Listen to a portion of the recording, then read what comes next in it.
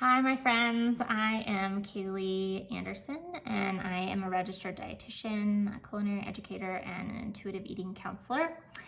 And today I want to talk a little bit about exercise or movement, as I like to call it. And that might sound kind of wooey, but I find that people have kind of a complicated relationship with the term exercise. It's very narrow. We have a very narrow idea of what fits into that category as exercise. We have maybe a negative connotation with it, or maybe even past trauma, the whole like being picked last in gym class kind of thing. So movement just kind of blows that wide open because it can, any way that you're moving your body is movement. So it could be running, it could be, a team sport, but it could also be vacuuming your house or, gardening or doing yoga. So literally any way you're moving your body fits into that category. So I want to go over just a couple of basics. So we know that regular movement is really good for us, right? So reduces the risk of a lot of chronic diseases. It's associated with lower risks of a lot of cancers. It's also really good for our mental and emotional health. And those benefits are long-term, of course, but they're also short-term. So even just one bout of exercise or movement has positive effects immediately. So it's a really wonderful way to reduce stress and take care of ourselves. The general recommendation is about 150 minutes per week, and that can look lots of different ways. So you could break that up over the week in 20 minutes here, 10 minutes here, 30 minutes here, so whatever works for you.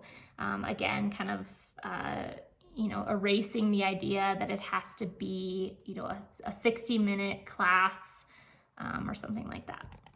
So now let's talk about a few different ways that will help you start to think about and develop an exercise routine that you enjoy and that's sustainable for you.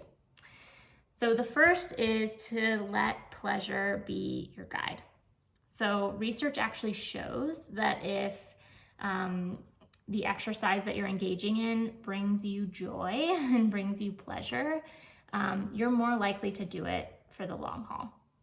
So think about ways that you enjoyed moving your body when you were a kid, maybe.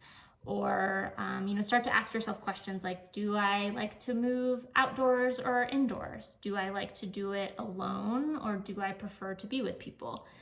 Do I like competition, or I don't want any kind of competition related to my exercise routine?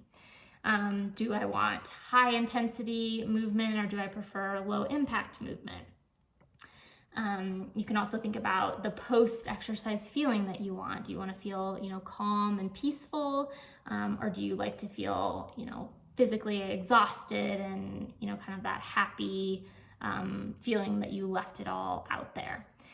So kind of get familiar with what feels pleasurable for you.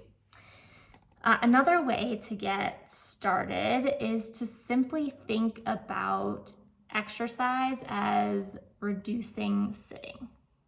So we know that we have a very sedentary culture. Our lives are built around sitting. So just start there. Start thinking about, what are some ways in my day that I can sit less? I'm at my standing desk. I'm sitting right now, but I have a standing desk. So, I'll raise that up if I'm just, reading something or, doing something where I don't need a lot of focus. Then I'll stand for a while. Or, how can you take frequent breaks throughout your day to get up and walk around a little bit? So that's just like a really simple way to think about moving more and not making it so complicated. And then the last thing I want you to try is coupling. And so this is the idea of pairing movement with something that you already really enjoy. So, in COVID days, if you're doing a lot of FaceTime or Zoom to catch up with your friends or family, maybe you walk during that time. So instead of sitting down and talking with them at home, you get outside and walk and have that conversation. Or maybe you have a stationary bike or a treadmill that you can move on while you're watching a television show where you would normally be sitting. So finding different ways to pair activities you really enjoy and look forward to with movement. Those enjoyable feelings start to kind of bleed over into the movement as well. So those are just some simple ideas that I hope get you moving more. And until next time, take good care of yourselves.